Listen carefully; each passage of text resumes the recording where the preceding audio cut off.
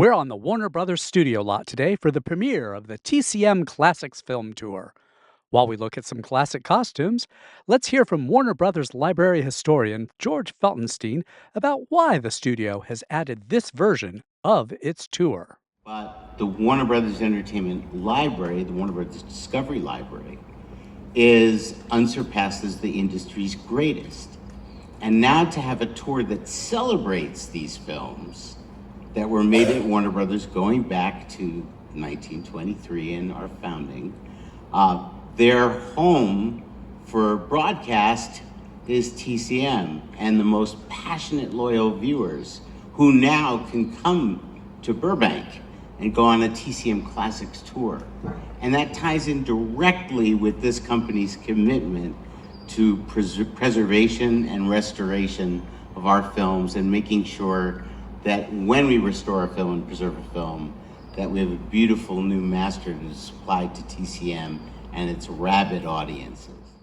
Next up is TCM host Ben Mankiewicz with one of his favorite studio moments.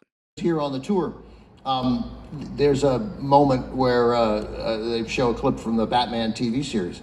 And they shot Batman and Robin arriving at police headquarters to go see Commissioner Gordon and Chief O'Hara. They shot that one time, and then they used that every single time they arrived at police headquarters. They had to be in 50 different shows. They didn't shoot 3 that day. They shot 1, and they're like, "That's fine. We don't need to do it again." Again, it's not. That's the some of the unsuccessful magic of this business. But I love little things like that, and I'm positive that that stuff connects with an audience. Finally, Warner Brothers welcomed back Burton Gilliam, one of the stars of Blazing Saddles, to talk about filming on the lot. I'd never been on a studio lot before, and when Mel and I made a deal for me to quit the Dallas Fire Department, come be in Blazing Saddles, I didn't know what a studio lot looked like. And I was so surprised that it was so huge. When we did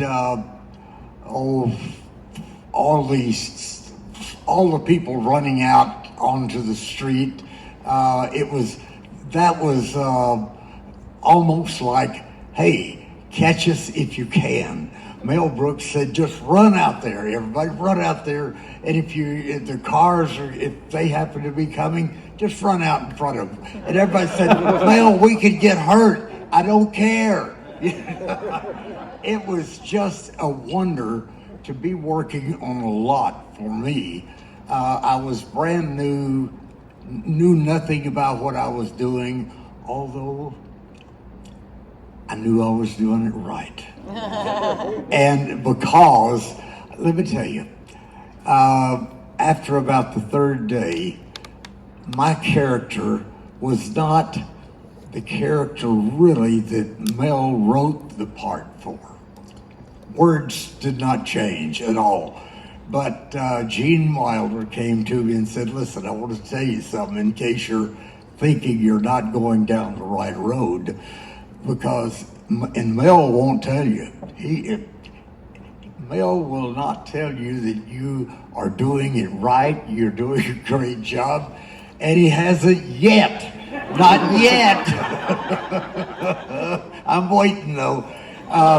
But he said, Mel has told me that you have changed the character just a little to not be a mean guy, just mean.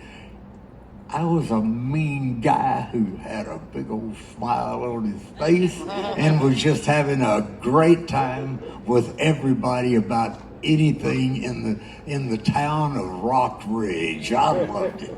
You know, back in the old days of actors and movies, actors were under contract. They were contract players. That went out, I think, in like the early 60s. Blazing Saddles we were shooting in 73.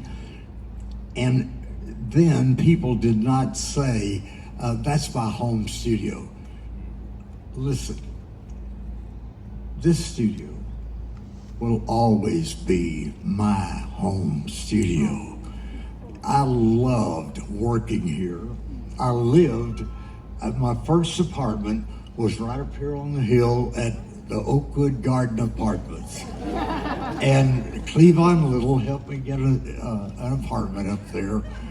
And I will always, I mean, till the day my feet go straight up like that, I will always know that not only is Warner Brothers my home studio loves me.